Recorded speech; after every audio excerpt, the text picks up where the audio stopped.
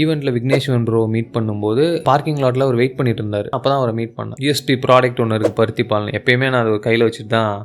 So அதை அவர்கிட்ட கொடுத்துட்டேன். அவரும் நான் எதுவும் நம்பரோ அது மாதிரி எதுவும் ஷேர் பண்ணல. அவரும் ப்ராடக்ட் எடுத்துகிட்டு போயிட்டாரு. நாங்கள் பெருசாக அதுக்கப்புறம் எதுவுமே பேசல. ஒரு 5-6 months கழிச்சு என்னாச்சு, அவர் ஒரு இன்ஸ்டாவில் ஒரு ஸ்டோரி போட்டிருந்தாரு. ஸ்டோரி போட்டுட்டு இது மாதிரி நான் இந்த ப்ராடக்ட் ட்ரை பண்ணேன், நல்லா இருக்குங்க, சூப்பராக இருக்குது, பட் இது யாரு என்னன்னு தெரியல, யாராவது இருந்தால் ரீச் பண்ணுங்க அப்படின்னா. ஸோ அப்போ எங்கள் டீம்ல இருந்து ரீச் பண்ணோம். Brother this is from the divine foods, சொல்லுங்க நம்ம வேணா மீட் பண்ணலாம். அவர் ஓகே வாங்க மீட் பண்ணலாம். அதுக்கப்புறம் போய் மீட் பண்ணும்போது இப்போ நீங்கள் ஒரு ஸ்டோரி போட்டிருந்தீங்களோ அதுவே சேல்ஸ் பைக் அதிகமாக இருந்தது. நீங்கள் ஏதோ ஒரு இன்டென்ஷனலாக போடல, நான் யாருன்னு உங்களுக்கு தெரியாது, நீங்கள் ஏதோ ஒரு இதில் போட்டு எங்களுக்கு அது ஹெல்ப்ஃபுல்லாக இருந்துச்சு. ஸோ அப்படி இருக்கும்போது லைக் நீங்களே ஒரு இன்வெஸ்டராக வந்தாலோ உள்ளே வந்தீங்கன்னா it would be much helpful bro அப்படின்னும் போது தான் சரி நம்ம பார்த்துட்டு சொல்லலாம், ஒரு 2 weeks டைம் கொடுங்க, நானும் பேசணும். அப்புறம் ஹி மைட் பி டிஸ்கஸிங் 9 மேமாக இருக்கட்டும், இல்லை ஆடிட்டராக இருக்கட்டும், அதெல்லாம் நான் பேசிட்டு சொல்லணும் அப்படின்னா.